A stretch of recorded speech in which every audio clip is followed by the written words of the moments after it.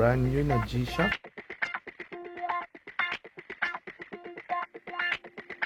Ayun, tapos na natin i-convert, no?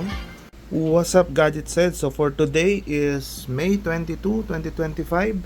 Meron tayong order na Casio Oak Mod. Ang gusto ni client is GA2101A1. Ito siya, yung kulay black, naka-box pa. Ta-transform natin to into a gold Casio Oak na may black na watch face. So tara, simulan na natin.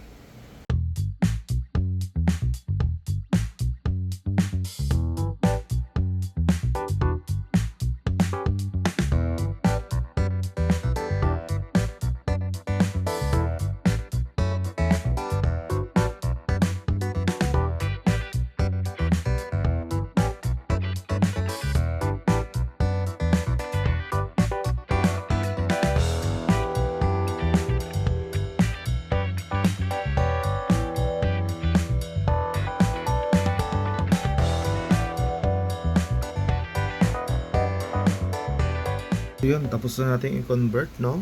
Yung black na G-Shock into gold Casio Oak na watch. So, shout out nga pala kay Sir Ramil Gutierrez. Itong watch na ito ay papadala natin sa Mindoro via LBC. COD siya, so nag-down siya ng 50%. So, ibabox na natin at papackage yung mga kasama sa ipapa-LBC natin tomorrow.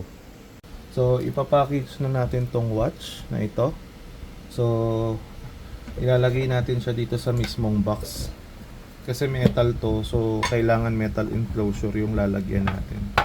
So dito natin siya ilalagay. Ayan, para secure na secure siya. Then dito na rin natin lalagay yung microfiber cloth, watch cleaner, tsaka yung ating tools, pati yung extra na screws natin. So, lalagyan natin siya dito.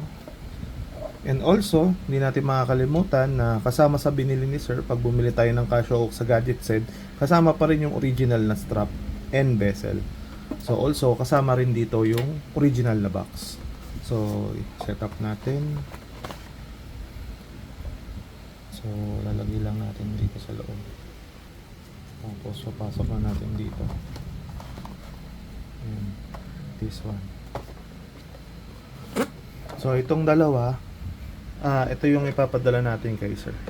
So kasama dyan yung Gadget Said na bag. So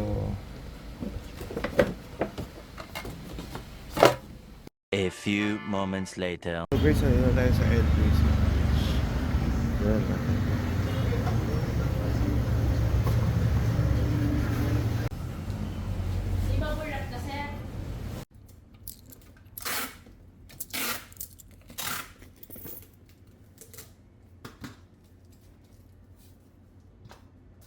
Ito na siya. 3 days later. So ayun, natanggap na ni Sir yung kanyang package. So nag-message si Sir nung May 26 nagpadala rin siya sa atin ng picture tsaka unboxing video. Kitang-kita nyo naman sa kanya, no? Tuwang-tuwa siya kasi na-receive niya yung package via LBC kahit nasa Mindoro siya. So mga gustong kumuha or order ng ganitong watch, message lang kayo sa Gadget Said. Thank you!